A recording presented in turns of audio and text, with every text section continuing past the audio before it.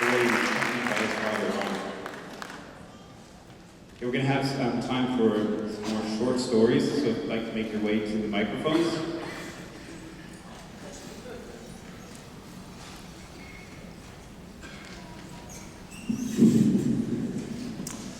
I'm Jim Deal, class of 1982, and in 1979, during my sophomore year, I decided it might be kind of fun to learn to sing.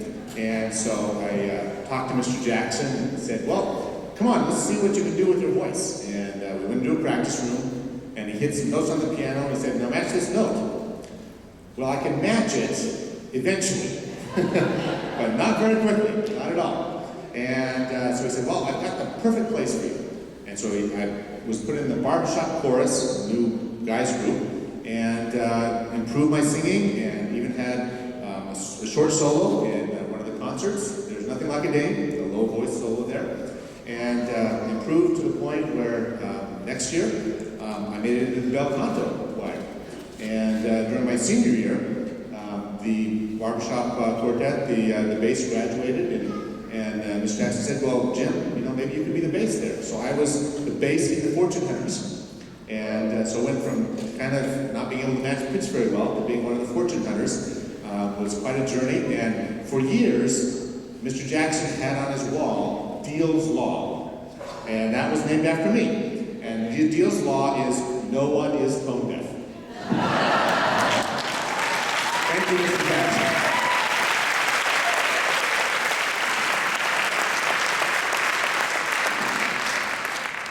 Actually, I think I'm tone deaf.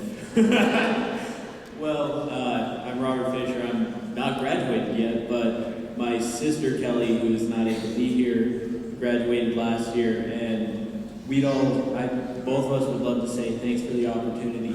And she got to do so much, I would say, just cool stuff. She got to go to Europe, and she met so many people, and so have I. I still have friends in choir.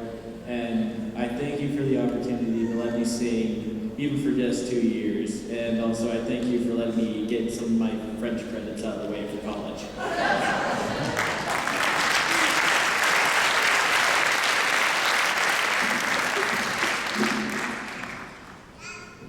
Where are you?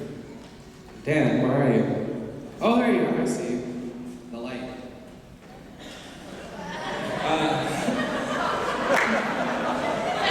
I'm kidding.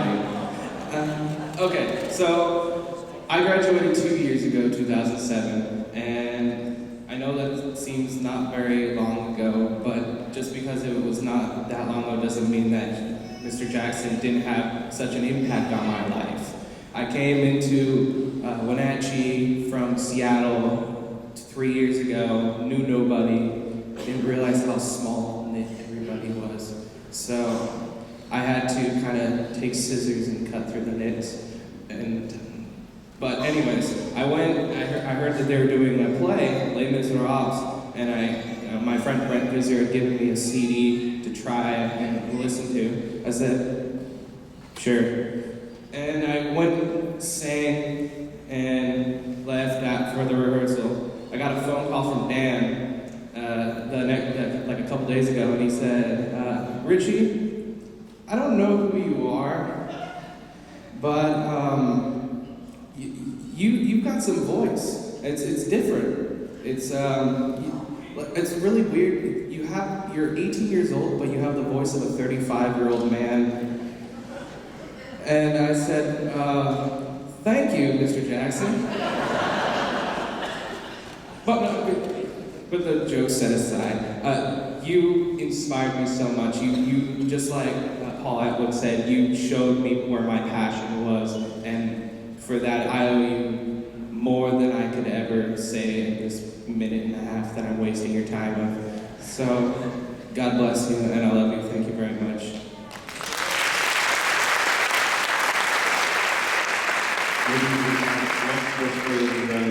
We'll continue the program. We'll have a chance in a few more minutes for some more stories. Mr. Jackson. Paul, I have to put you out of your misery just really quickly because spring of 1987, I tried out for chamber singers and sang the Oscar Mayer Wiener song. And he let me in. The next year I sang the Gilligan's Island theme song for High Tones, and he let me in. It was great. I have to say that Mr. Jackson saved me in high school. I had him for 8 class periods. From my freshman year to my senior year, I lived in the music department from noon to 3 p.m. my junior and senior year. My whole purpose for being here was him and the choir. So I thank you for that. Because had it not been for you, I would not be a teacher today. You inspired me to do that. Thank you.